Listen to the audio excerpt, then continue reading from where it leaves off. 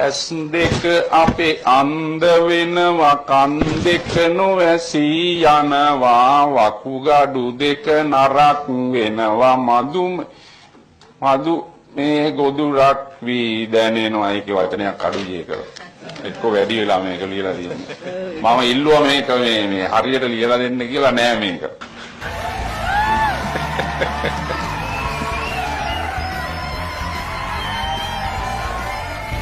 මොකක්ද වගේ නම? මෛත්‍රීපාල දිරිසේන. ඇස කීයද? දැන් 69යි. වා කොහේ ඉඳලාද? පොළොන්නරුවේ ඉඳන් කියන්නකෝ විස්තර ටිකක්. මම මේ ගමේ භාෂාවෙන් කියනවා නම් හොඳට කුණු වෙන්න බොන කෙනෙක්. Wow, really? Wow. එන්න මගේ ටීම් එකට. ගඳ ගහන්න බොන කෙනෙක්. අපටි අහා. ඒක නේ තා විස්තර තිබිලානේ කියලා නෑනේ. හරි සාමාන්‍යයෙන් 100ට ප්‍රතිශතයක් හැටියට ගත්තාම 100ට අඩු ප්‍රමාණයක් පිළිහිටන කටහඬක් තමයි ඔයාලට පිළිහිටලා තියෙන්නේ. ඉතින් ඒ අඩු ප්‍රතිශතයෙන් එක්කෙනෙක් තමයි ඔයා.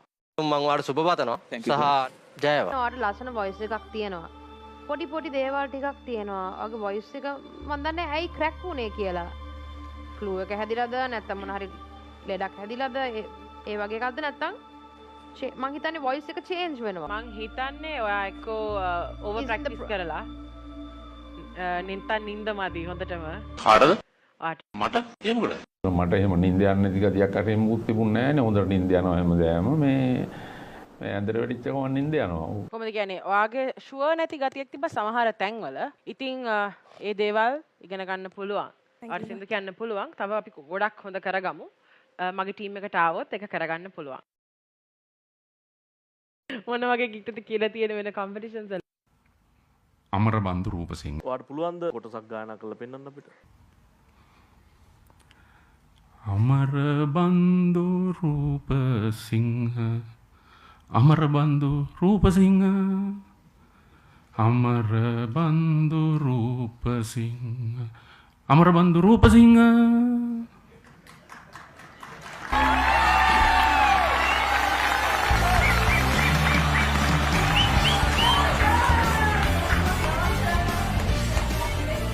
ස්තුතිවන්ත වෙනවා මේ මට ආරාධනා කිරීම ගැන